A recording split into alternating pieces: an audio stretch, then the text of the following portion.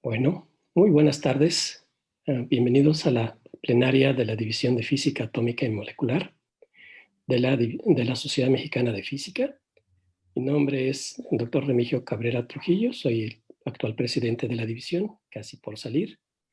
Y es para mí un gran placer presentarles a la doctora Rocío Jauregui Renau, quien será la plenarista de nuestra división. Un gran orgullo para nosotros los mexicanos, una gran exponente de la física en México. Como pueden ver en la pantalla, les he presentado lo que la UNAM tiene y pueden encontrar también en muchos otros lugares información sobre la doctora. Pero en resumen, ¿sí? Nació en la Ciudad de México, estudió la licenciatura de física en la maestría y doctorado en la Facultad de Ciencias, ¿sí? Hizo una estancia postdoctoral en la Universidad de Barcelona, ¿sí? Es investigadora titular C del Instituto de Física de la UNAM, es Puma, y su área de investigación es física atómica, mecánica cuántica, particularmente óptica e información cuántica. Es fundadora o cofundadora de la División de Información Cuántica de la Sociedad Mexicana de Física, ¿sí? Ha trabajado en muchos campos, incluyendo el entendimiento del efecto Casimir estático y dinámico. Tiene muchas publicaciones. Realmente es un orgullo, no solamente por el nivel de eh, trabajo que lleva a cabo, sino además porque es de las pocas mujeres que en nuestro campo existe, lo cual nos hace sentir muy orgullosos de ello. Yo creo que describir toda su trayectoria no tendría más que dedicarme una hora aquí para darles toda su biografía de ella.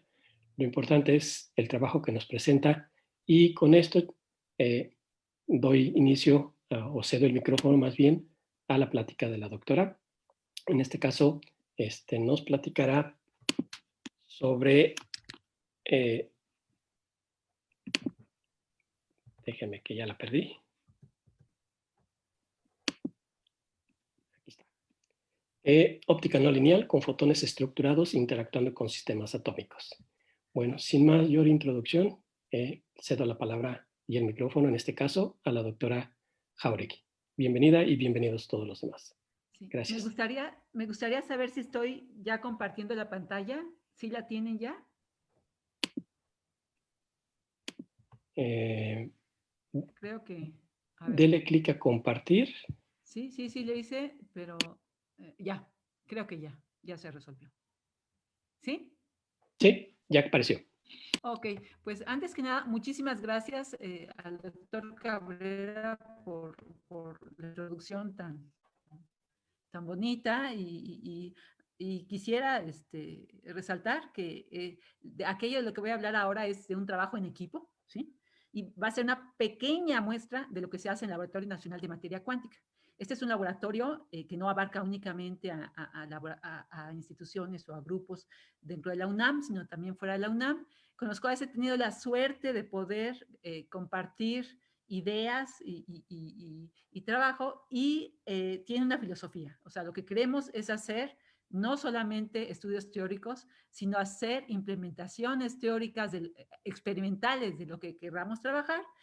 En este caso particular me voy a concentrar en la óptica no lineal. Voy a describir algunas contribuciones que hemos hecho dentro del laboratorio, algunas con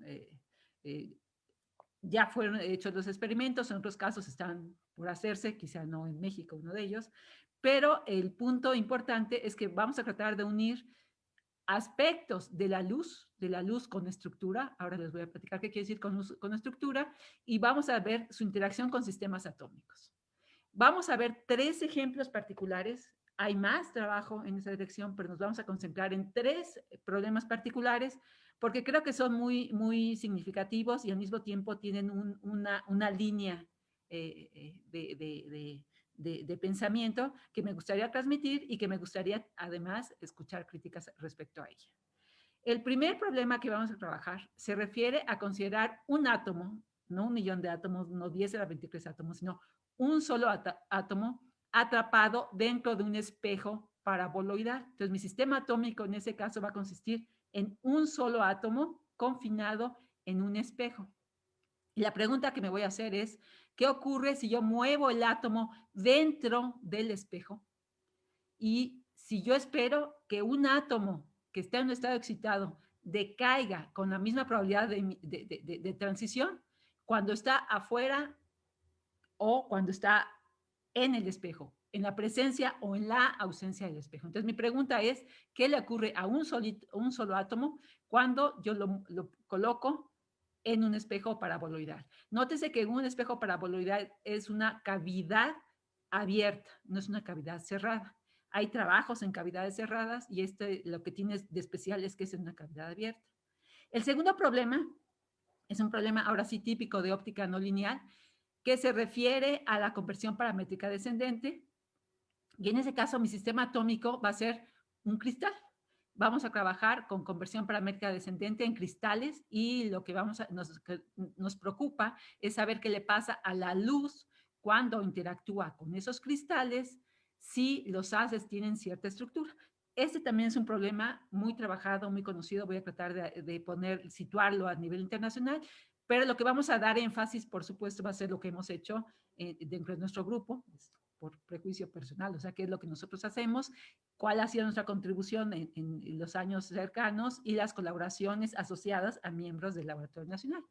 Y el tercero corresponde no a un cristal, sino a un gas atómico, que quiere decir algo que no está con simetría, sino es un gas atómico, ¿sí? Y vamos a pensar como proceso no lineal el mezclado de 4 ondas, que voy a describir más tarde, y voy a considerar qué ocurre cuando ilumino ese gas con las propiedades adecuadas de polarización y de frecuencia. Es un gas específico, es un gas de verdad, y me pregunto qué va a ocurrir con la luz que salga si yo escojo cierta estructura muy particular de los átomos, entonces, de la luz. Entonces, son 3 problemas y me gustaría quizá que cuando vaya a tener algún problema me hagan preguntas y si no, hasta el final, ¿sí? Para que no haya confusión. Entonces, el primer problema se refiere a considerar un átomo. En nuestro caso nos vamos a considerar en lo que les voy a platicar ahora, el átomo va a estar colocado cerca del foco, ¿sí? De un paraboloide de revolución. Todos en la secundaria aprendimos, en principio, que si llegaba luz paralela al eje de simetría del paraboloide, esa luz iba a pasar por el foco y en el foco se nos iba a concentrar todos los rayos que vinieron paralelos y por eso los espejos paraboloidales son tan importantes. Una cosa bastante curiosa que se refiere a este trabajo, en mi caso particular, es que empecé precisamente a pensar en este trabajo cuando hace algunos años vino Gerloy, que es un investigador muy reconocido europeo, y me dijo que estaba trabajando en este problema experimentalmente. Estaban construyendo un espejo, no enorme como el que se ve aquí a la izquierda, sino un espejo pequeñísimo, donde iban a implementar una trampa de Paul e iban a colocar un átomo cerca del foco. El punto importante es que la gente en general conoce el comportamiento del campo electromagnético dentro de estos espejos únicamente en el caso en que se hace una descripción escalar. ¿Qué quiere decir una descripción escalar? En el caso en que puedes pensar, que por las condiciones experimentales en que estás trabajando, la polarización del campo eléctrico es constante. Sin embargo, el espejo genera luz con polarización bastante más complicada que una constante. Y la pregunta que me hizo el profesor Loy es, ¿eres capaz de encontrarme cuáles son todos los modos reales, esperados para un espejo paraboloidal, tomando en cuenta todas las simetrías que tiene el espejo y tomando en cuenta las condiciones a la frontera específicas que me pone el espejo?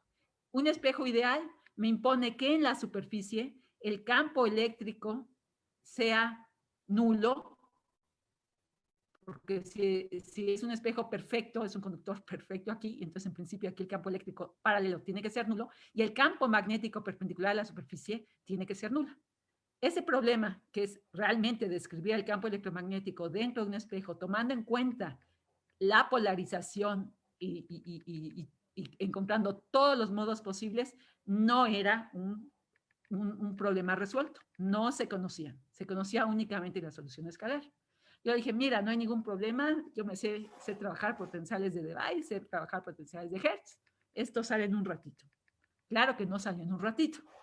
Tuvimos que trabajar bastante para encontrar los modos fundamentales del paraboloide y sí pudimos. Sí pudimos encontrar cuáles eran los campos electromagnéticos fundamentales dentro del espejo, tomando en cuenta todas las polarizaciones posibles del sistema. Esos modos fundamentales están caracterizados, como suele ocurrir en el caso de los campos electromagnéticos, con 4 propiedades. Una que determina la estructura de polarización. Esa corresponde a que el campo eléctrico se puede escribir como el rotacional de un potencial vectorial o que sea el campo magnético el que se puede escribir como el rotacional de un potencial vectorial. Ese es uno de las etiquetas que caracteriza la polarización. Otra etiqueta es la frecuencia, o sea, si puedo trabajar con diferentes modos monocromáticos. La simetría alrededor del eje Z hace que además la luz que esté en ese espejo paraboloidal tenga lo que se llama momento angular orbital.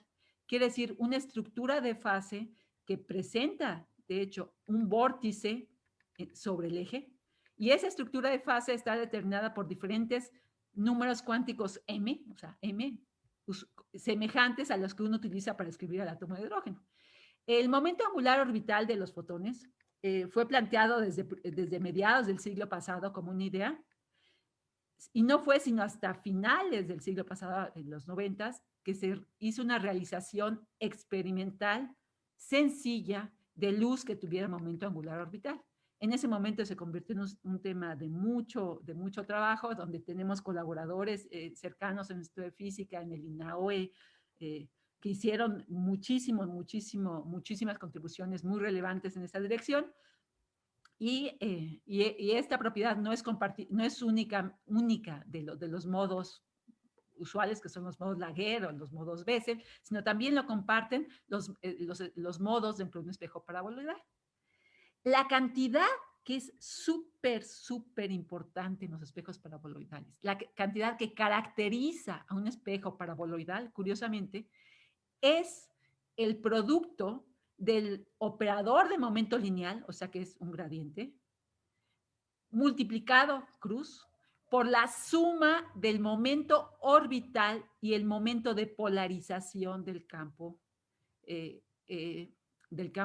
electromagnético. O sea, S más L me da un momento angular total, lo multiplico por P, le saco la componente Z y ese me da un momento paraboloidal.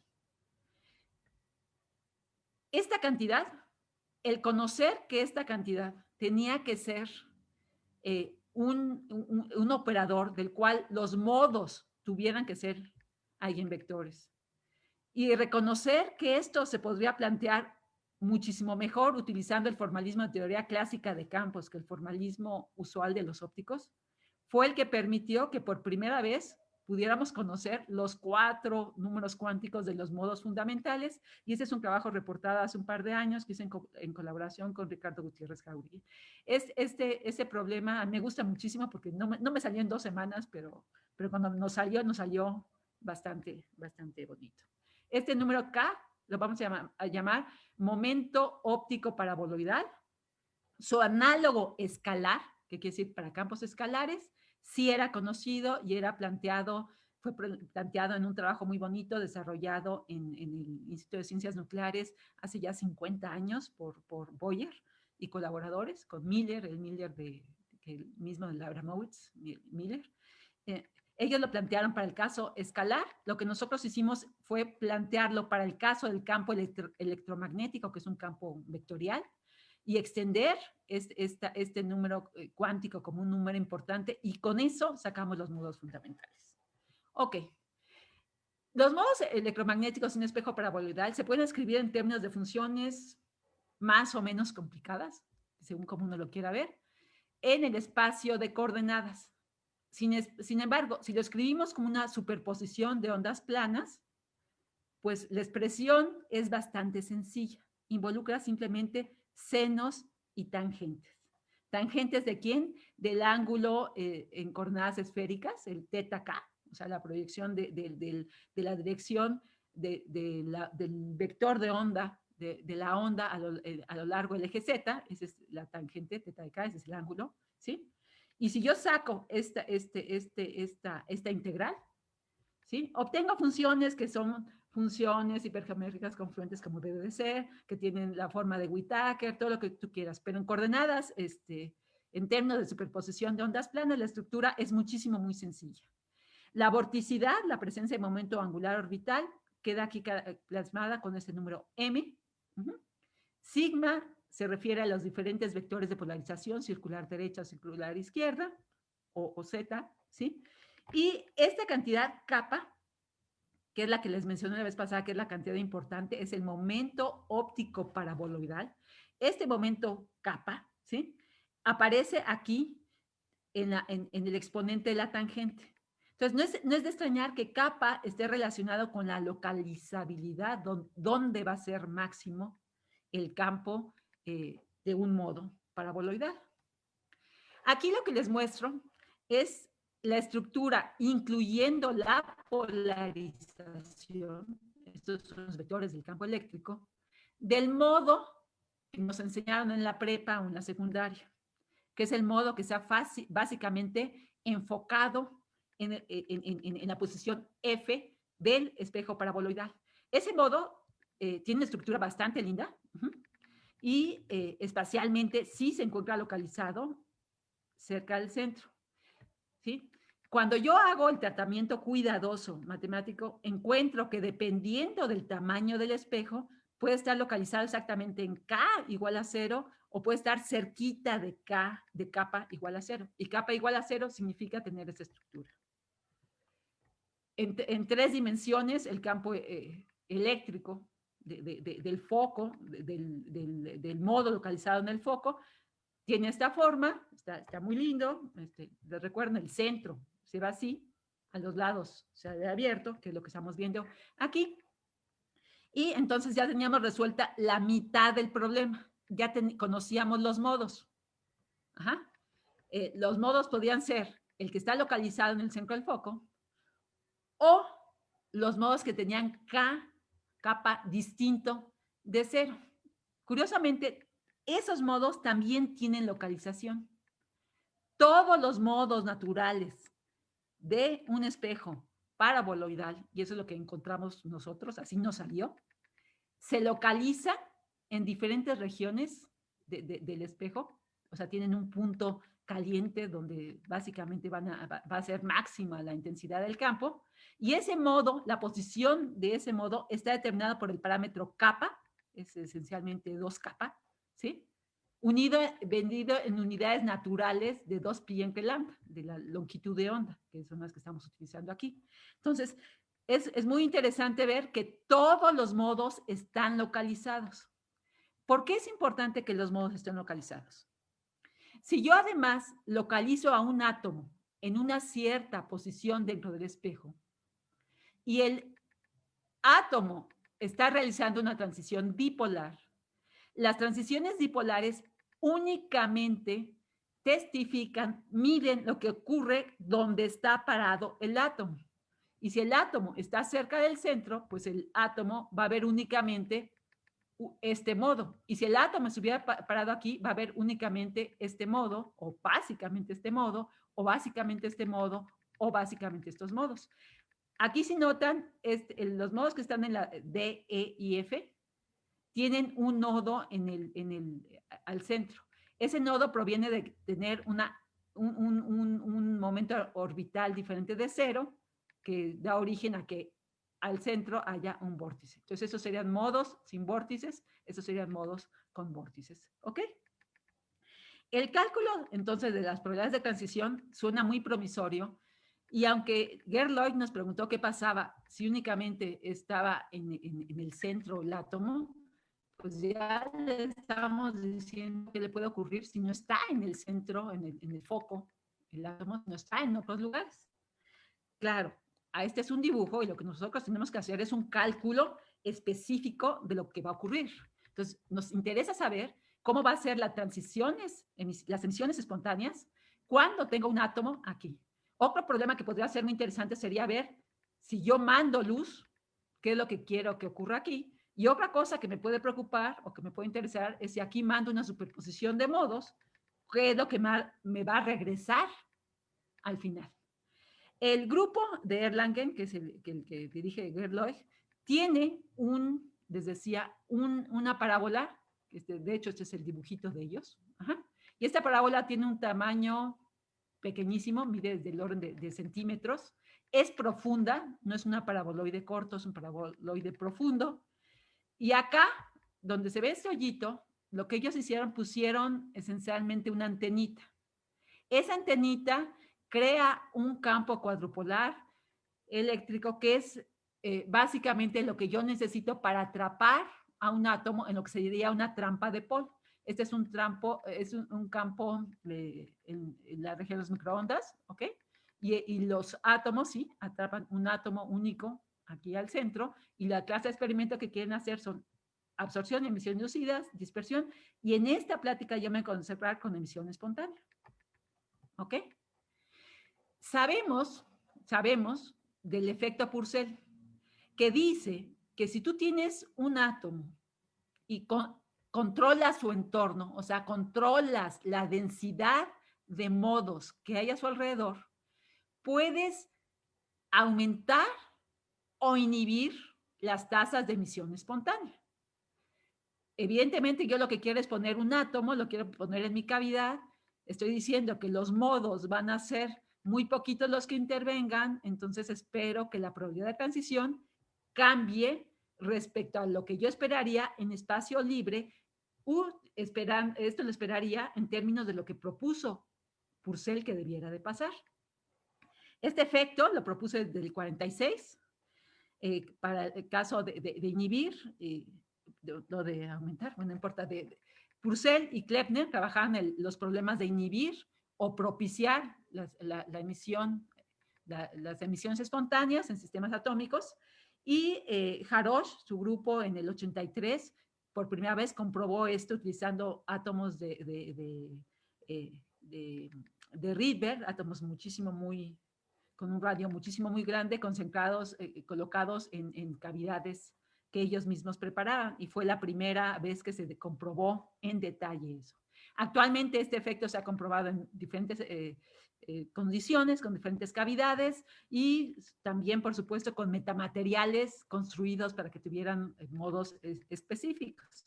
Nosotros estamos en este caso interesados únicamente en el espejo paraboloidal. ¿Cuál es la talacha que tenemos que hacer? Pues tenemos que reconocer que tenemos un momento dipolar, que es el del átomo, que se acopla al campo eléctrico. El campo eléctrico va a ser el campo creado por los paraboloides, va a ser un operador, porque vamos a poder absorber o emitir un fotón, por eso aquí le pongo un operador. Y las probabilidades de transición van a depender del comportamiento interno del átomo, en el sentido de cuáles son los estados internos que se ven modificados al realizar la transición. Estos me dan este momento dipolar, pero también me interesa saber en dónde está localizado el átomo. El átomo, si está muy frío, porque los experimentos que se hacen de Erlangen consideran átomos que se llevan al estado base de vibración, que quiere decir que están vibrando, pero lo menos posible, tienen que ser descritos su movimiento del centro de masa por una función de onda. Esta sería la función de onda de atrapamiento del átomo en esa región.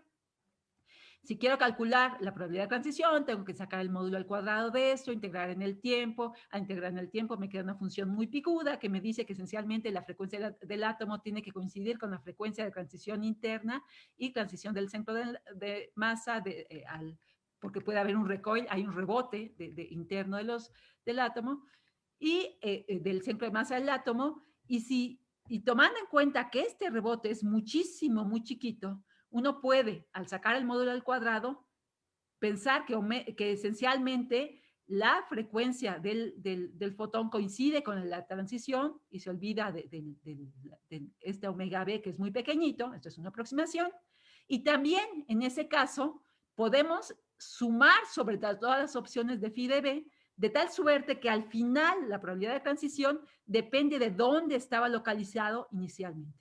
Esto es una aproximación, corresponde a lo que les decía, que esta frecuencia es muchísimo, muy pequeña comparada con estas dos. Puedo hacer esa suma sobre los estados B utilizando la completez de opciones que tiene el átomo de pasar de un estado A a un estado B, y con eso definir una función de estructura que si tú me dices en qué estado está inicialmente el átomo, y yo le saco la transformada de Fourier a eso, y conozco el espectro angular, que quiere decir cómo escribir el campo electromagnético en términos de ondas planas, con eso yo ya puedo calcular la probabilidad de transición. Esta es la forma en que lo hicimos en el trabajo que estamos reportando aquí, que también fue hecho en colaboración con Ricardo Gutiérrez Jauregui, y los resultados que nos parecen bonitos, toman en cuenta que el átomo está atrapado, que los modos están localizados y que conozco su polarización y todas sus propiedades. Y de hecho, fuimos capaces también de introducir efectos de temperatura finita si el centro de masa no está enfriado al cero absoluto, sino a temperaturas típicas de las que utilizan. El sistema que analizamos fueron átomos de iterbio. La transición de interés fue una transición del estado 2s1 medio al 2p1 medio. Los parámetros experimentales corresponden a los parámetros de la trampa construida en Erlangen, ¿sí? Y que están reportados en este trabajo. Y aquí yo lo que les muestro son, uno, en A, B y C, los modos que yo había platicado hace un momento, que son los modos que no tienen vórtice, ¿sí? Y les estoy mostrando el modo en el foco, el modo que está un poco hacia abajo del foco, el modo que está un poco hacia arriba del foco, y abajo les muestro el cálculo de la polaridad de transición, de que se ha emitido un fotón de este tipo o de este tipo, cuando el átomo está localizado cerca de esta posición, cerca de esta posición o cerca de esta posición. Entonces, aquí está el cálculo explícito con parámetros experimentales y las probabilidades de transición asociadas al iterbio, o sea, el momento dipolar del iterbio son datos relacionados con la realidad, ¿sí? Hicimos el cálculo y consideramos no únicamente estos modos, sino todos los modos que pudieran contribuir a estas transiciones. Y como ven, la contribución disminuye muchísimo conforme yo me alejo de la posición central del átomo, se hace muy chiquita. Entonces, al hacer el cálculo, pudimos contar cuáles eran los modos que iban a contribuir. ¿Qué quiere decir contar? Decir, uno por uno, ¿cuánto contribuirían a la probabilidad de transición? ¿Cuáles serían los más probables y cuántos serían los que intervendrían? Entonces, por ejemplo, si tienen al átomo centrado al centro, en el foco de la parábola, del paraboloide, en ese caso iban a contribuir 1, 2, 3, 4, 5, 6 modos, ¿sí? Para el iterbio, si este iterbio era un ion al que habías quitado un electrón. Quieren también hacer los experimentos cuando le quitan 2 electrones. Entonces, los azules es cuando es el iterbio 3, que quiere decir que le quitaste 2 electrones. El iterbio 2 quiere decir que le quitaste un electrón. Y aquí lo que estamos contando es cuántos modos van a contribuir. Mostramos que la probabilidad de transición iba a cambiar respecto a la esperada en espacio libre. Esta es la unidad que estamos utilizando. En espacio libre esperaríamos un 1 y vimos que si el átomo está localizado al centro, y la transición es una transición dipolar en la cual el dipolo está oscilando paralelo al eje del paraboloide. En ese caso, la probabilidad de transición iba a ser hasta 1.8 veces la esperada si no estuviera a la que se esperaría en espacio libre. También consideramos qué ocurría si mi transición no corresponde a una transición con el momento dipolar a lo largo del eje Z, una transición pi, sería de este estilo, sino transición sigma. Y en ese caso encontramos algo semejante, nada más que ahí contribuían modos del tipo magnético, del tipo eléctrico, y aquí está la contribución de cada uno de ellos. ¿Ok? Entonces, esa concluiría la primera parte. Y ¿cuál es lo que quise decir aquí?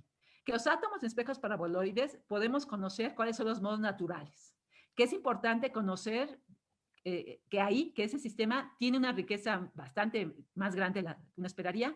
Todos los modos naturales del paraboloide están localizados, pueden exhibir vórtices, es decir, son interesantes desde el punto de vista de óptica singular, y además tiene una estructura de polarización no trivial.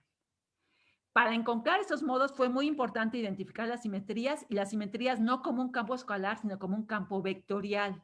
Es muy importante ese punto. Vimos que los decaimientos espontáneos dependen de la localización del átomo, y a futuro lo que quisiéramos hacer es analizar el comportamiento de las probabilidades de transición cuando te vas cerca del ápice del paraboloide. Lo que les describí ahorita era cerca del centro, pero podemos trabajarlo donde nosotros querramos. Y nos gustaría entender mejor el esparcimiento de la luz estructurada. ¿Qué quiere decir? Que si yo le mando luz con una cierta estructura, ¿cómo se regresa? Según Gerloy, el rebote debería ser tan simétrico temporalmente que podría utilizarse para probar la invariancia ante T del sistema. Y ese punto me gustaría analizarlo en detalle, con cuidadito, a ver si es verdad. ¿Sí? Entonces, no sé si haya preguntas a esta altura, porque sería el final de esta primera parte. Y si no, seguimos.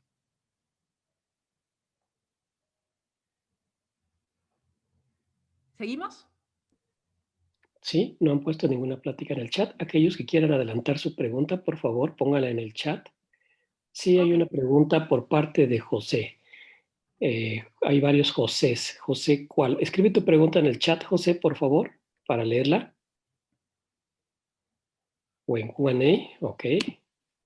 Vamos a ver. Hay una pregunta de José Humberto Bustamante, la voy a leer. ¿Sí? ¿Fue por criterios de simetría que descubrieron el operador de momento lineal cruz, momento angular total como cantidad conservada del sistema? Sí, así es. Y de hecho ahí, no hay que quitarle el trabajo a cada quien que pase. El tratamiento de simetrías lo hicieron Kalniz y Boyer. Ya Boyer trabajaba en el Instituto de Ciencias Nucleares en 1970 y tantos, y es por simetrías identifican las cantidades conservadas para todos los modos que tienen una solución separable. Todos, incluyendo la paraboloidal, la esférica, la cilíndrica, la elíptica. ¿Qué hicimos nosotros? Dijimos, si se trata de un campo vectorial, tienes que utilizar los generadores de rotaciones del campo vectorial, no únicamente la variación en phi, sino tomar en cuenta todo. O sea, por eso les decía que era algo de tipo teoría de campos. Sí, pero la simetría es súper importante. Esa no la descubrimos nosotros, pero sí la extendimos para el caso vectorial y encontramos esa propiedad. Ok, pues muchas gracias. Entonces continuamos con el siguiente problema. El siguiente problema es conversión paramétrica descendente. Conversión paramétrica descendente es un fenómeno típico de óptica no lineal, en la cual un haz incide sobre un cristal y se genera un señal y un acompañante.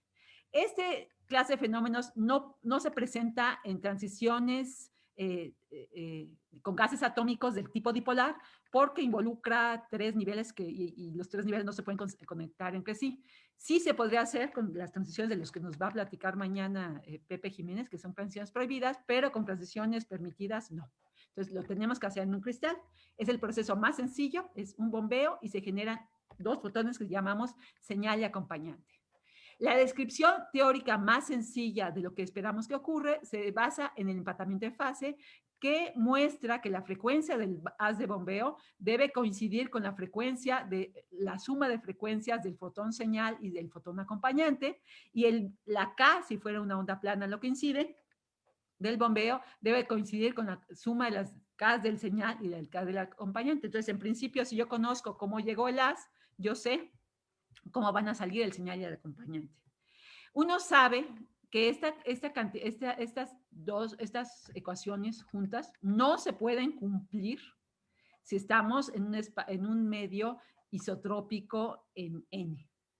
Y por ello se tiene que manejar birrefringencia. Se tiene que manejar que uno de los haces, o al menos uno de ellos, tenga una polarización diferente a los otros dos. Esos corresponden a conversión paramétrica del tipo 1 o conversión paramétrica del tipo 2. La conversión paramétrica del tipo 1, los dos fotones que salen tienen la misma polarización y el que entra tiene una polarización diferente. En el tipo 2, uno tiene una polarización y el otro tiene la otra polarización. La birrefringencia permite que la relación de dispersión para los que tienen una polarización sea diferente a la que tienen los otros y permite que se cumplan entonces las condiciones de empatamiento de fase. La observable natural en un proceso de conversión paramétrica descendente, cuando queremos analizarlos desde el punto de vista de óptica cuántica, que quiere decir tratar de ver estadística de los fotones, por ejemplo, dónde salen y cómo salen, corresponde a preguntarnos en dónde van a salir y si salen dos, ¿qué tan factible es que cuando yo vea un fotón, vea al otro fotón? ¿Sí? Entonces, las características típicas se refieren a analizar en el espectro angular, que quiere decir en las Ks, en el espectro del vector de onda, ajá, dónde van a salir y si van a salir juntos, en qué direcciones K. Entonces, las observables son el espectro angular y el espectro angular condicional. El espectro angular, cuando yo utilizo un haz de bombeo, que es un haz gaussiano, corresponde en el espacio de los momentos de propagación, en el espacio de las Ks, en el espacio de los vectores de onda, corresponde a un cono. Entra la luz aquí y sale en un cono. ¿Ok? Este cono tiene, para un haz de bombeo gaussiano, una estructura como la que estoy pintando aquí, con una cierta anchura y un cierto radio central. Los fotones podrían salir de un solo color. O sea, puedo preguntarme qué tan probable es que salgan dos fotones del mismo color. A este se le llama degenerado. O me puedo preguntar qué tan probable es que uno salga más rojo y el otro salga más azul respecto a lo que yo metí. Y esto sería lo que esperaría yo en estos casos. ¿Ok? Todo lo que les voy a describir ahorita corresponde a haces gaussianos, para empezar, y voy a preocuparme por el problema de luz degenerada, que quiere decir que los dos fotones, el señal acompañante, tienen el mismo color. La conversión paramétrica descendente es muy importante desde el punto de vista histórico, porque fue así como se generaron fotones correlacionados cuánticamente y se probaron cosas como las desigualdades de Bell. Se probaron cosas como la estadística no clásica de los fotones detectados, lo cual dio nacimiento a la óptica cuántica como algo moderno, como algo nuevo en los 80s, ¿sí? Pero es algo muy posterior al 1900 y el 1905 de Einstein y de Planck, muy, muy posterior, ¿sí? Hasta los 80s. Se puede hablar de una óptica cuántica muy, muy firme y mucho se basó en el proceso de conversión paramétrica descendente. Nosotros queríamos aprender conversión paramétrica descendente, no fuimos formados en esto, entonces hay que empezar a aprender con algo que no hagan los demás, porque si no nada más repites lo que hacen los demás. Entonces la primera pregunta que nos hicimos, ya ser Jerónimo y yo hace ya algunos años, es ¿qué ocurría si en vez de utilizar un haz gaussiano, utilizabas un haz muchísimo, muchísimo, muy enfocado? Es decir, fuera del límite paraxial. En el caso paraxial, yo esperaría que el espectro angular, que es decir, dónde caen los fotones, fuese en un cono. En el caso en que lo voy enfocando, y bueno, puedo preguntarme qué espero, y lo que ocurre es que el cono se empieza a llenar con una tendencia direccional, ¿sí? Entonces, lo que hicimos fue, uno, mostrar cuál era la dependencia del radio del espectro angular en función de los términos de birrefringencia, que curiosamente no lo encontramos en ningún libro, no sé por qué, pero debería venir en alguno y no lo encontramos, pero nosotros nos salió, ¿sí? Y mostramos también cuál sería la anchura esperada. Y también mostramos cómo debería de ser la descripción detallada. ¿Por qué aquí hay repetidos AB, AB, AB? Porque nuestras ecuaciones nos decían cómo debía ser con una simulación, con una expresión analítica cerrada que sacamos, que son los Bs, y las As sería un cálculo numérico que puede ser más o menos complicado. Y como ven, nuestra descripción analítica nos salió bastante igualita, ¿sí? Aprendimos algo, que bueno, está bien por nosotros. Luego, nos planteamos qué ocurriría en un caso en que tuviéramos un haz de bombeo que tuviera un vórtice. En ese caso, podemos trabajar con diferentes haces, con simetría cilíndrica, pero el más sencillo es el haz Bessel, ¿sí? El haz Bessel es un haz, en principio, invariante ante propagación, que tiene un vórtice al centro, que transporta momento angular orbital del fotón. Y la pregunta era, ¿qué pasaba si tratábamos con haces Bessel, que son en principio invariantes ante propagación, pero que tienen un vector perpendicular K del cono, que hace que tengan el vórtice muy finito, que tengan una K perpendicular muy grande, o sea, que no sea paraxial. Entonces, lo que hicimos fue eso, consideramos un haz que incide, que es un haz Bessel, donde los fotones tienen momento de bombeo, y nos preguntamos qué tan probable es que salieran el señal y el acompañante con una cierta vorticidad, y cómo iba a depender esa vorticidad del parámetro de paraxialidad, o sea, qué tan grande era K perpendicular, qué tan grande era el cono, el radio de este cono, de la luz que incidía. El tratamiento del momento angular orbital para trabajar en información cuántica ha sido trabajado muchísimo, o sea, es muy importante, y quizá el récord lo tiene el grupo de Selinger.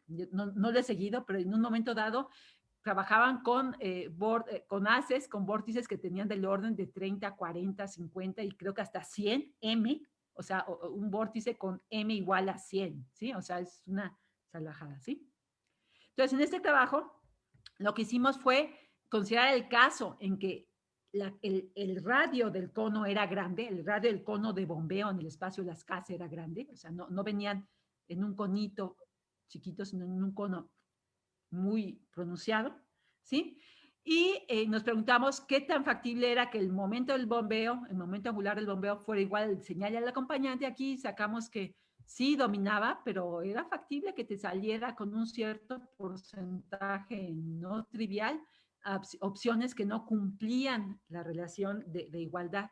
Y en general la gente piensa que esa igualdad se tiene que cumplir forever. No es cierto. A veces sí y a veces no. Y es lo que mostramos en este trabajo.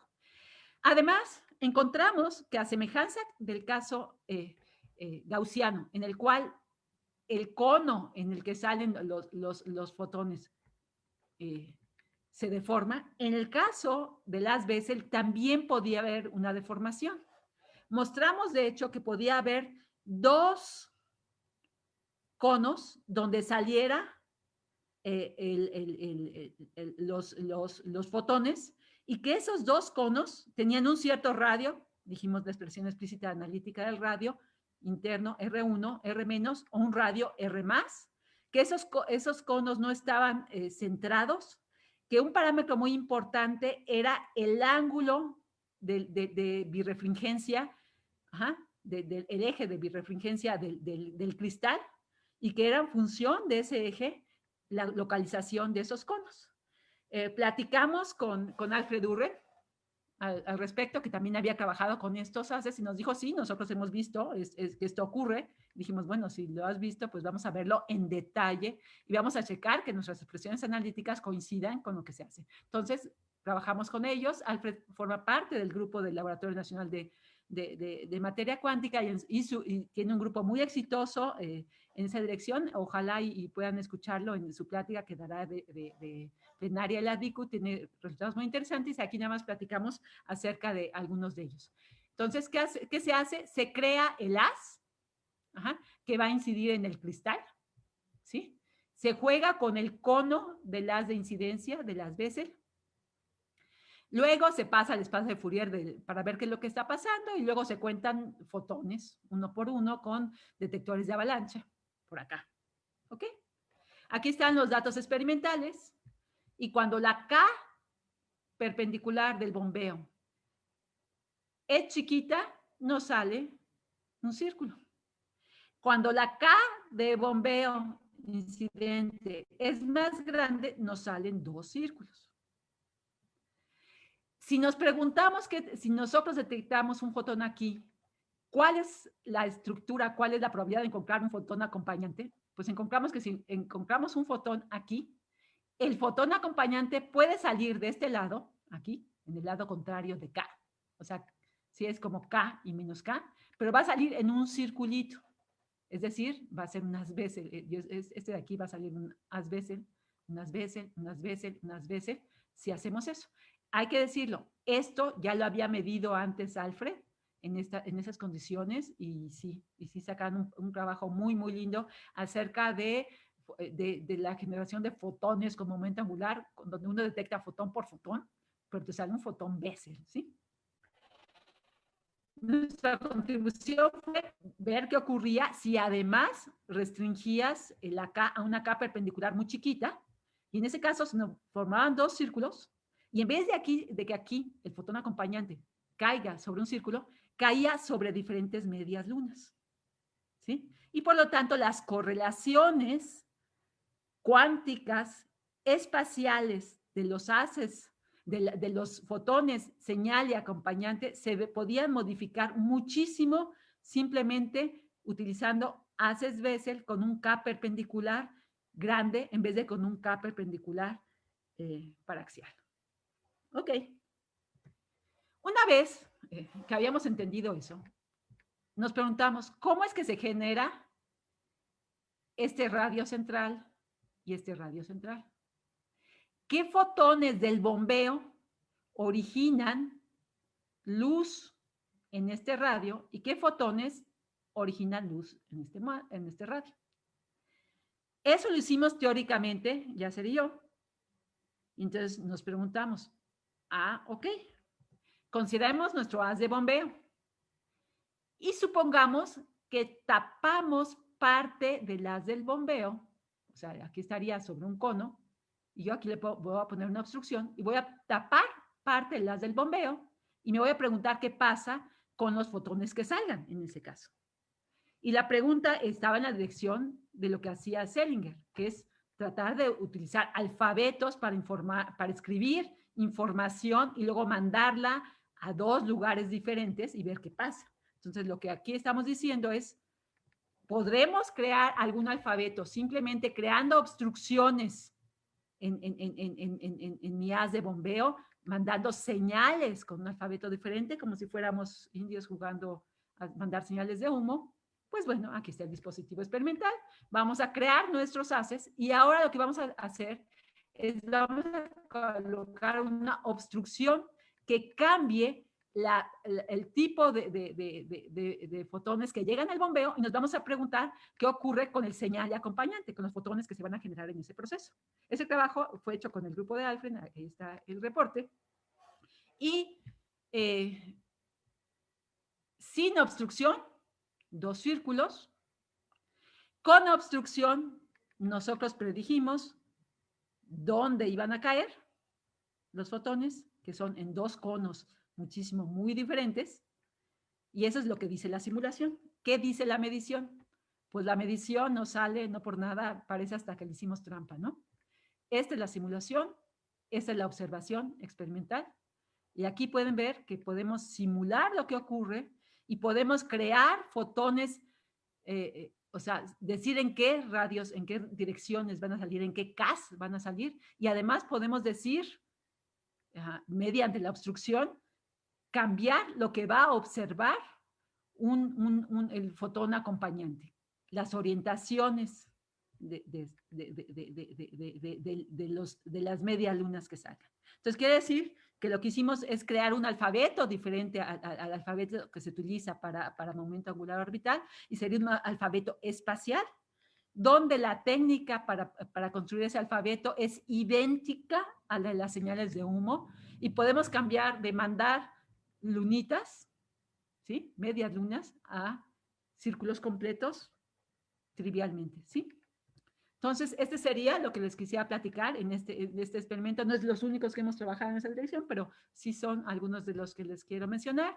Y entonces queremos resaltar que tener una descripción cuantitativa, teórica, clara de las propiedades del espectro angular y el espectro angular condicional nos permite, uno, entender mejor el papel del problema, entender mejor el problema, nos permite aprender cómo controlar la estructura del espectro angular, nos permite controlar las propiedades de los fotones entrelazados que salen del sistema y nos permite diseñar nuevos alfabetos para información cuántica. Este sería el final de esta parte. No sé si hay alguna pregunta y si no, nos seguimos.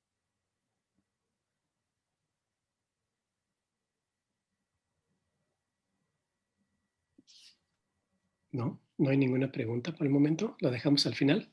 Sí, nos seguimos. Entonces vamos al último problema, porque nos quedan 10 minutitos y los vamos a utilizar todos, porque hay muchas cosas lindas que contar.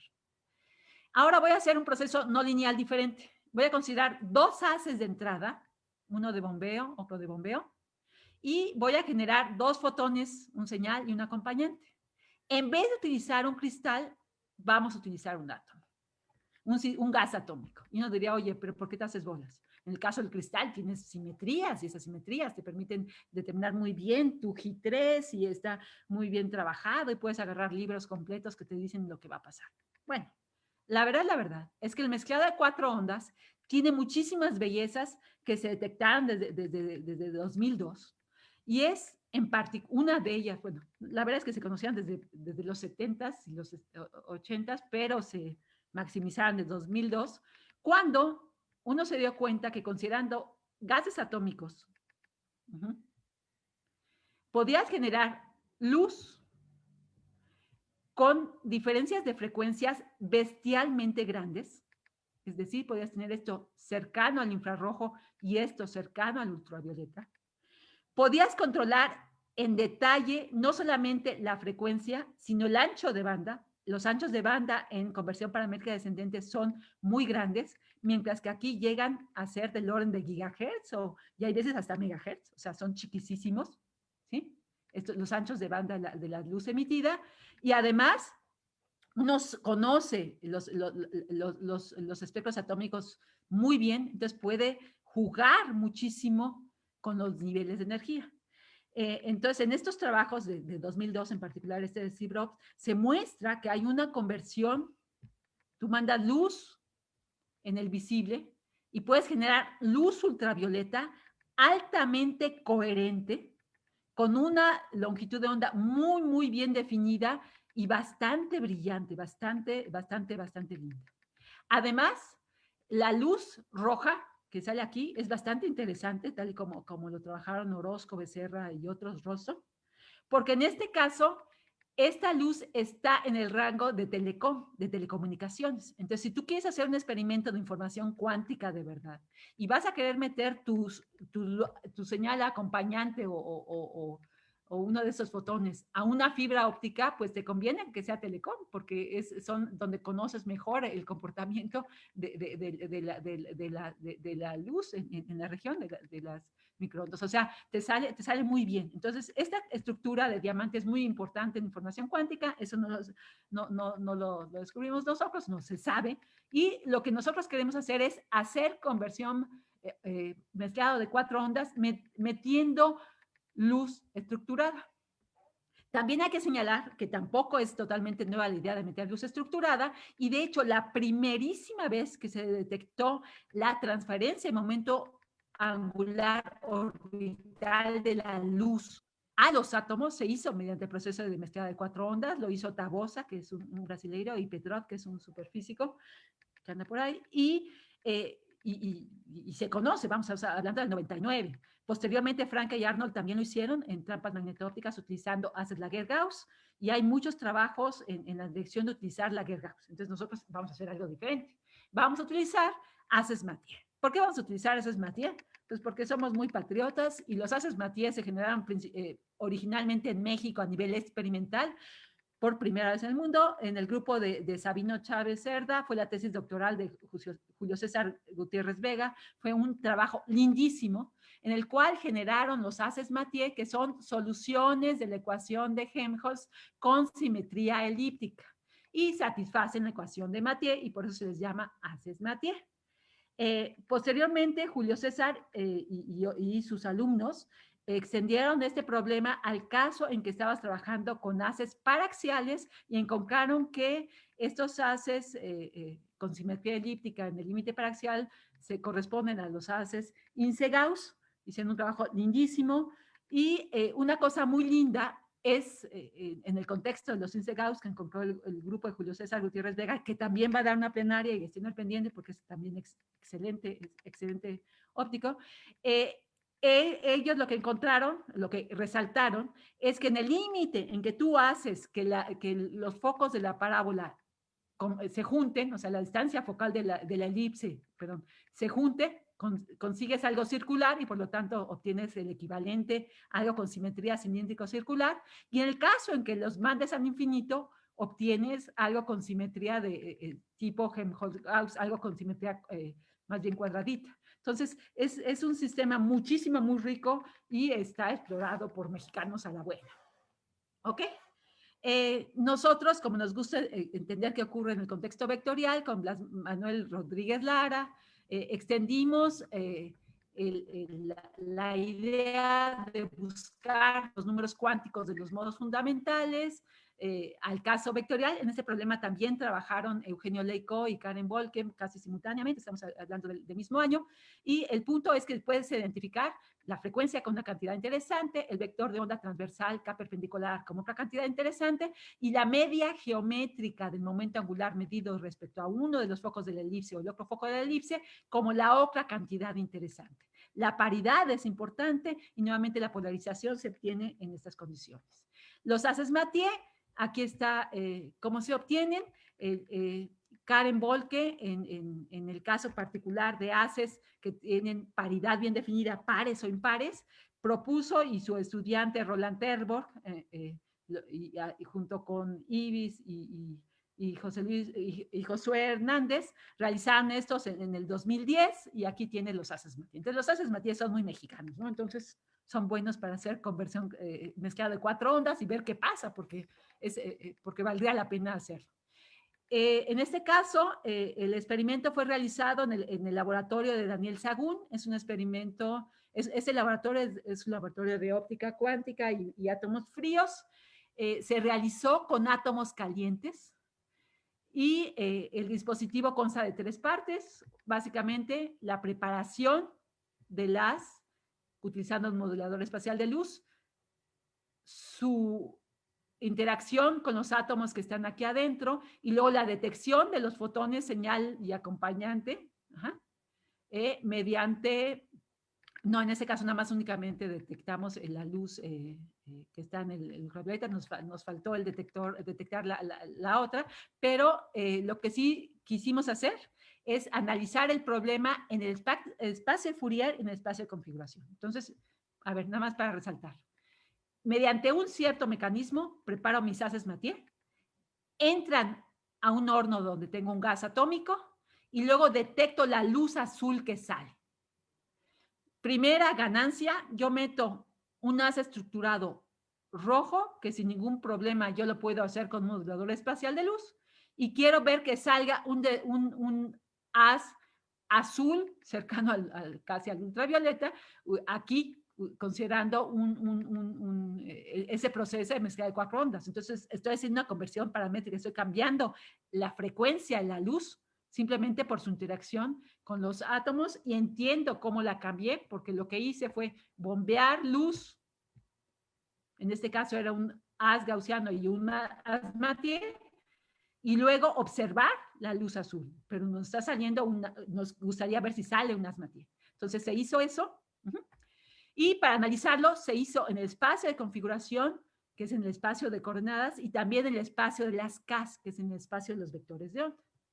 Lo que sale es lo que está aquí, son datos experimentales, meto haces Mathieu y saco haces Mathieu, los mido, estos no los preparé, me salieron, se ven azules porque son azules, los metí rojos y me salieron azules. Entonces, primera observación, sí puedo hacer la conversión de haces Mathieu a haces Mathieu. ¿Tiene una estructura más complicada que los Laguerre usuales? Sí, bastante más complicada. Y de hecho se hereda muy bien la estructura. Y uno no basta como teórico que diga se ve bonito, se tiene que mostrar que es bonito. Entonces, lo siguiente que se hizo fue analizar las cosas en el espacio de Fourier, que eso se puede hacer con una lente, y analizamos los rojos para el par, para el impar, y los azules. Notarán que los radios son muy diferentes. los radios de los conos son muy diferentes. El radio del cono azul en el espacio de las CAS es mucho más chico que el radio en el caso del rojo, ¿sí? Y de hecho, puedo medir la K perpendicular de estos, conozco la longitud de onda y por lo tanto puedo conocer el parámetro Q que aparece en la ecuación de Mathieu. ¿Ok? Entonces, se mide, lo puedo medir. Luego también puedo, conociendo la Q, preguntarme cuál es el valor de la constante A que determina el valor del momento angular pesada geométricamente en los dos focos. Ese está dado por el valor A. Puedo medir, inferir a partir de medición de K perpendicular cuánto puede valer A. Lo puedo hacer. Y no solo eso, también lo puedo hacer despacio, cuidado, bien. Puedo preguntarme los fotones que detecté en el espacio de las CAS y compararlo con lo que idealmente debiera ocurrir y con márgenes de error, ver qué tanto se parece lo que observo con lo que mido, no solo a ojo, sino en detalle. Aquí está la medición detallada. Y si puedo hacer medición detallada, puedo hacer una comparación detallada de los parámetros del bombeo, del señal y del acompañante. Entonces, aquí les muestro los resultados que están próximos a publicarse, todavía están en ese proceso, o sea que es medio arriesgado dar los datos tan así, pero en fin, lo damos. Y noten que a pesar de que los valores de A son muy diferentes para el par y para el impar, a pesar de que las K perpendiculares del azul son muy diferentes a las K perpendiculares del rojo, los valores de Q que se obtienen son muy parecidos y los valores de A que se obtienen midiendo en el espacio de configuración, en el espacio fase, en espacio de configuración, espacio de momentos CAS, son los que uno esperaría y que corresponden a los datos del bombeo. Entonces, aquí mostramos explícitamente con cálculos, no nada más platicado, que hay una herencia marcada de la estructura y que esa herencia marcada de la estructura lleva a una conservación, o sea, que mientras que naces de ondas planas, espero que K1 más K2 sea igual a K3 más K4, que los Laguerre-Gauss, espero que el momento angular orbital del bombeo más el del loco del bombeo sea igual al suelo de los acompañantes. Aquí metimos algo que tenía esa cantidad, más algo que tenía 0 para esa cantidad, y obtuvimos un 0 más una 4. Entonces, pareciera que hay conservación de las variables dinámicas no trivial del sistema, ¿sí? Y ahorita estamos trabajando en detectar propiedades de fotones individuales para trabajar en alfabetos de información cuántica. Pues con eso acabo. Me atrasé un poquito, pero muchísimas gracias por su atención. No, al contrario, doctora. Excelente plática, muy bonita. Abrimos la sesión de preguntas. Tenemos una ya en espera de Jorge Antonio Arturo Rojas Santana. Dice, ¿hay alguna condición del cristal para que se den los modos de emisión de los fotones?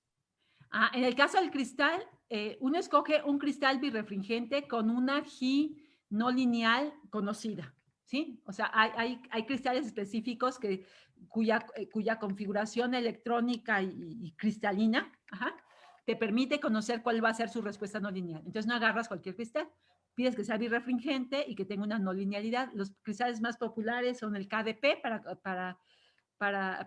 del tipo 1 y el BBO para el tipo 2, pero el BBO también se puede escoger para el tipo 1. Uno pide que se lo corten con una inclinación del eje de birrefringencia específico. ¿Alguna otra pregunta de la audiencia? Si no pueden hacerla, pueden escribirla en el chat o en Questions and Answers. Sí, ok. A ver. Yo tengo una mientras se anima a la audiencia a preguntar. En la primera parte de la plática me llamó mucho la atención, además de que el trabajo es muy bonito. Cuando presentas el paraboloide y pones el átomo en el foco, desde el punto de vista de óptica geométrica, el campo eléctrico o los rayos en óptica geométrica que llegan al foco no, son indistinguibles si vinieran de una lente acromática. ¿Sí? Te estás enfocando en un foco. ¿Qué Esa sucede? es la afirmación con la que empezó el grupo de Erlangen. Pero cuando resuelves con cuidado, minuciosamente, con mucho cuidado, no son tan idénticos. Lo que tú me estás diciendo es en la aproximación de rayos y jala re bien. Pero Sí, cuando le empiezas a meter un poco de óptica física, hay unas ligeras desviaciones que por supuesto dependen de la profundidad de tu espejo y no sale tan idéntico. Y me imagino que también tiene que ver las condiciones de frontera. Como lo dijiste, en el espejo parabólico es conductor. En una Exacto. lente no es de esa condición. Exactamente. Entonces, las condiciones que nosotros trabajamos son un espejo ideal, ¿sí? Que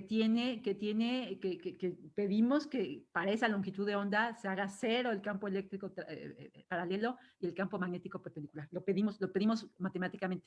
Y eso no ocurre con la lente perfecta. O sea, sí es verdad que es buena aproximación, pero no es tan igual, ¿sí? Tiene sus detallitos. Ok. Hay otra pregunta de la audiencia y luego yo tengo una más que hacer. Entonces vamos a darle prioridad a la audiencia. JMH pregunta, en la segunda parte, ¿bombean con un anillo más que con el haz Bessel? ¿O por qué no se ven los anillos concéntricos del haz Bessel? A ver, yo bombeo, sí, en este problema, yo bombeo con algo que viene en un anillo. Ese es un haz Bessel. Un haz Bessel son haces, se genera con una superposición de ondas planas que están en un cono con una cierta K perpendicular. ¿Sí?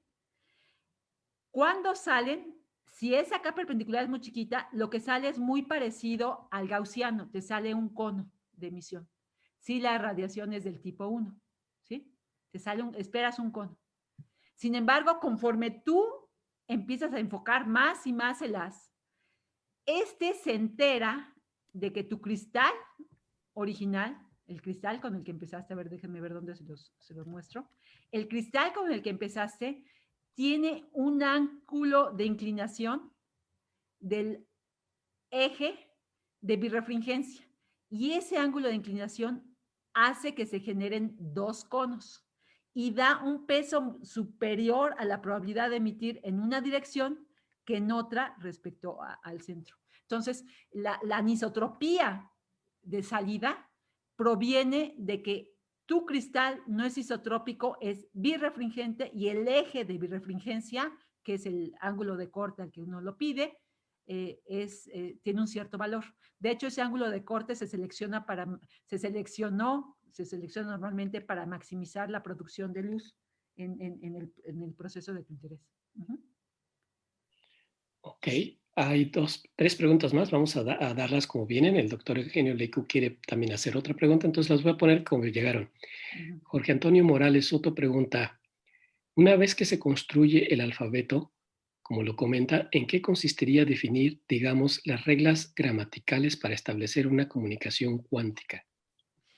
Lo que tú harías normalmente es asociar a cada una de tus posibles salidas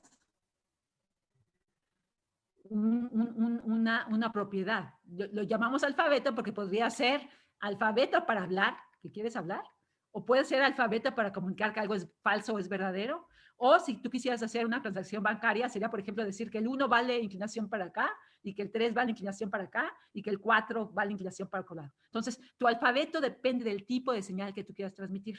El punto importante es que tú lo puedas controlar. El otro punto importante es que si lo quieres hacer con algún proceso cuántico, vas a tener una correlación entre un fotón que detecte, que se produce, que el señal, y otro el acompañante. Puedes utilizar diferentes procesos. Aquí nos estamos dando una plática de información cuántica, pero si quieren otro día lo platicamos. Tú puedes generar procesos que mezclen, que determinen dos propiedades para una salida y otras dos propiedades, y luego obligar que si mides una, conozcas la otra, y entonces ya jugar. ¿Sí estamos? Entonces, el alfabeto más bien corresponde a, dime tú qué quieres codificar y yo te busco una forma de codificarlo y te aviso para que sepas que ese es el código que vamos a usar, ¿sí? Para que luego tú lo puedas leer tal y como lo hubiera hecho un indio, ¿sí? O sea, pero tú escoges. Ok, le damos la palabra al doctor Eugenio Reiku, que quiere hacerla. Doctor Eugenio, ¿puede hablar?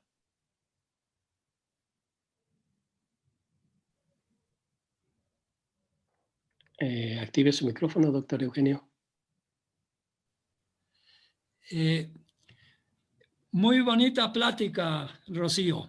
Ay, Felicidades. Gracias, gracias. Es con respecto a la primera parte, también de lo que Remigio estaba comentando sobre el espejo paraboloidal. Quiero simplemente hacer la asociación con lo que presentó Humberto, porque lo que aparece es básicamente el operador P cruz L, que tienen que ver con direccionalidad.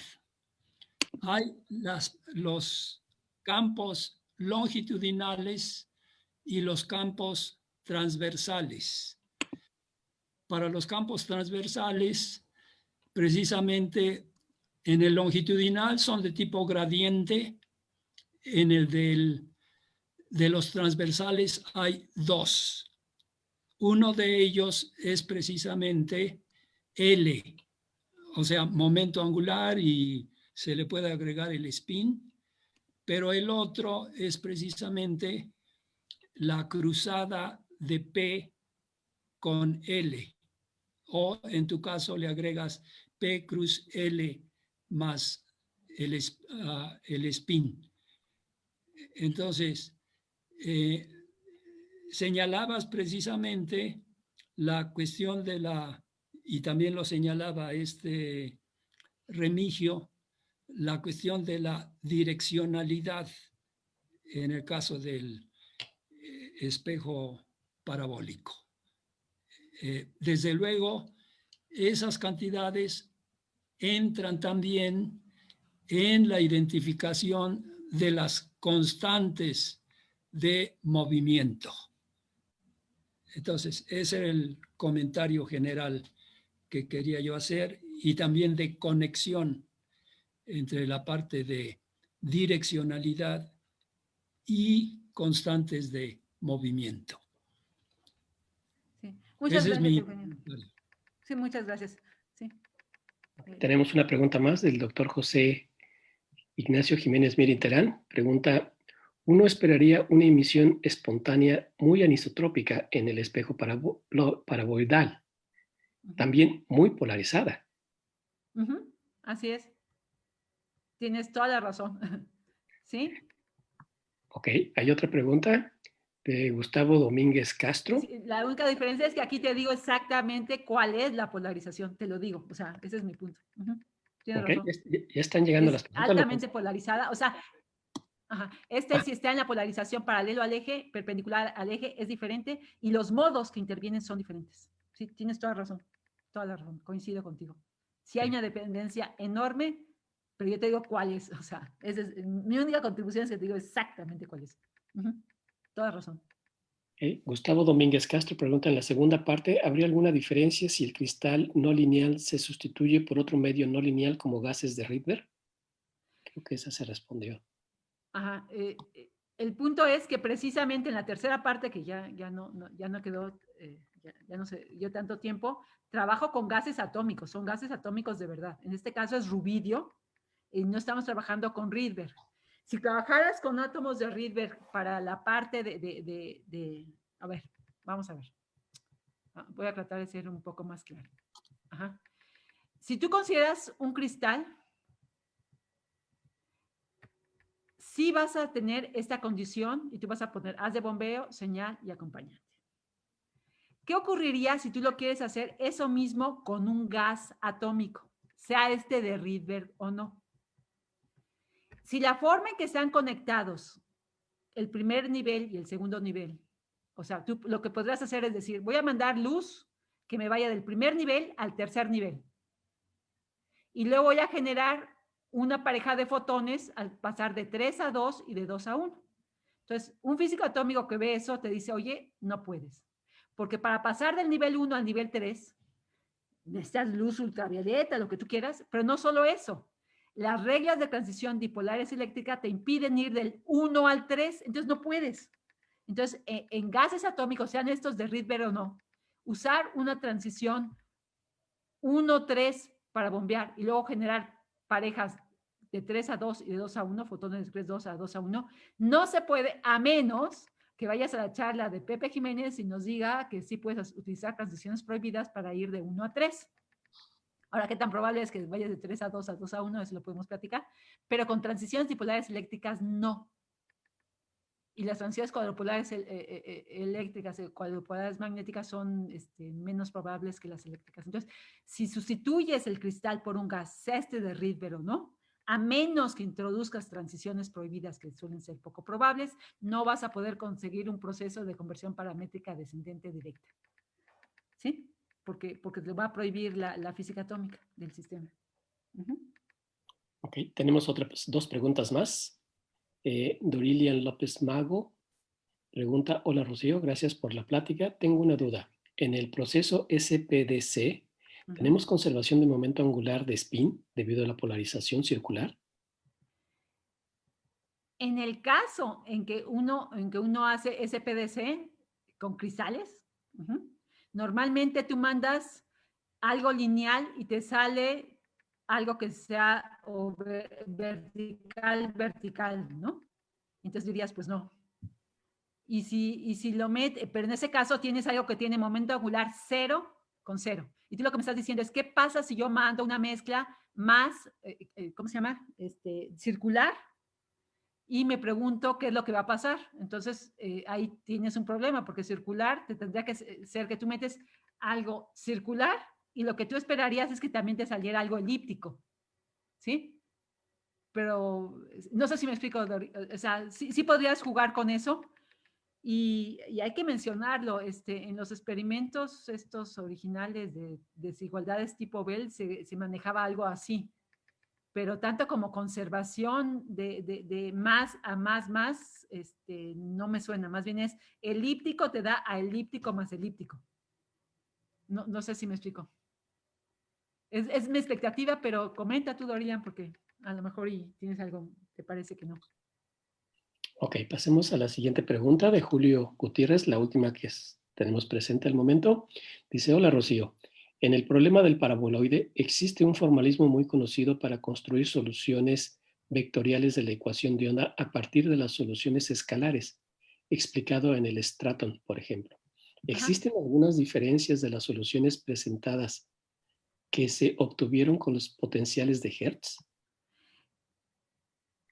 Cuando le dije a Gerloy que se lo sacaba en 2 semanas, pues agarré el Straton y me senté, ¿sí? Y no me salió.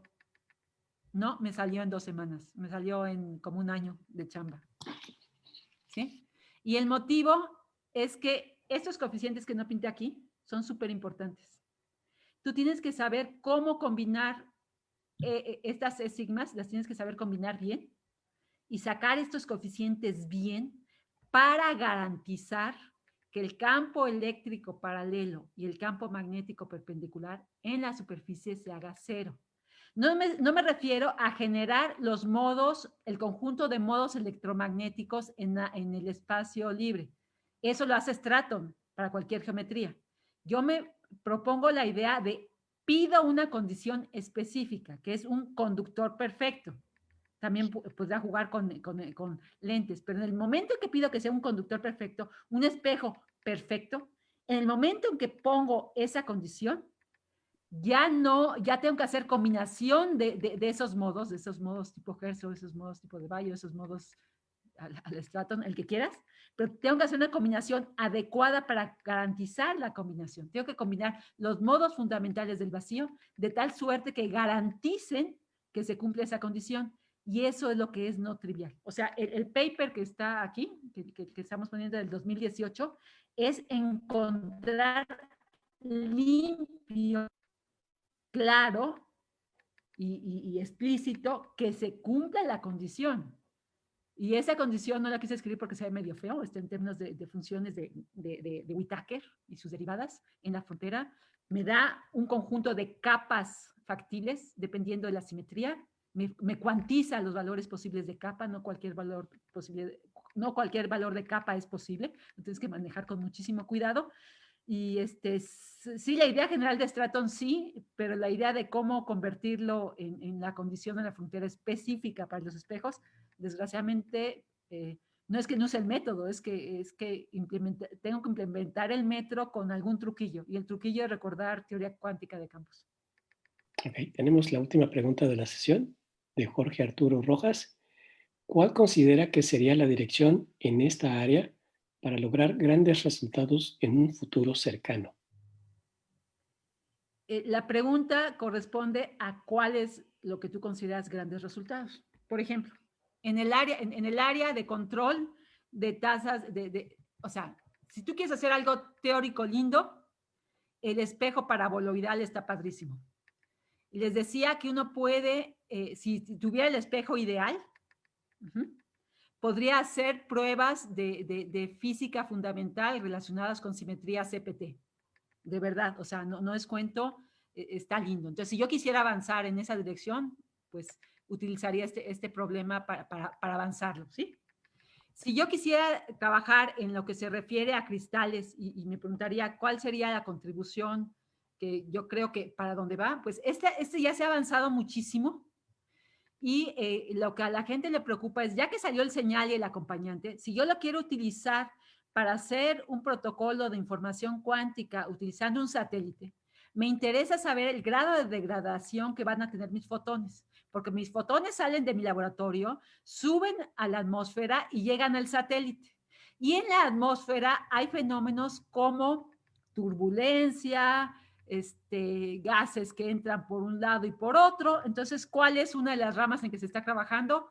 Pues garantizar que no se te deforme y buscar las señales más robustas que aunque haya deformación puedes tener una garantía de que no se te deshicieron. Ese es un tema no nuevo, pero que también se está trabajando muchísimo y que sí importa en información cuántica utilizando esta clase de procesos. Si me preguntas a nivel fundamental, una cosa que a mí me gusta muchísimo, de las que no les platiqué ahorita, es jugar con el haz de bombeo para adivinar fenómenos de cristalografía. Es posible jugar con el haz de bombeo, utilizar fenómenos no lineales y hacer cristalografía no lineal. Esa parte, si me dices, si tuviera tiempo, ¿a cuál le metía? A esa.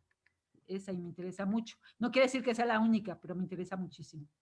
En lo que se refiere al mezclado de 4 ondas, no se los mencioné ahorita, pero una cosa que es muy linda es que lo hicimos con gases a temperaturas del orden de 100 grados centígrados, ¿sí? Bien calientes. Se tuvo que manejar las cosas con selección de velocidades, que quiere decir enviar los dos haces paralelos para seleccionar por desplazamiento Doppler que hay un conjunto razonable de átomos que sí se enteran de que tienen que hacer la transición que a ti te interesa. Y esto de trabajar con haces calientes, parece que la gente ya no lo hace mucho y según hemos aprendido con Pepe Jiménez y Fernando Ramírez, híjole, por lo menos a mí me parece que los haces calientes trabajar con gases calientes es muy lindo y que habría que cuidar esa área. Por supuesto, también está la versión de manejarlo con gases fríos, que es trampas magneto-ópticas, entonces garantizar un poquito más la cuanticidad de los átomos, de los fotones que salen, y muchísimo, muy importante también, sería trabajarlo con condensados.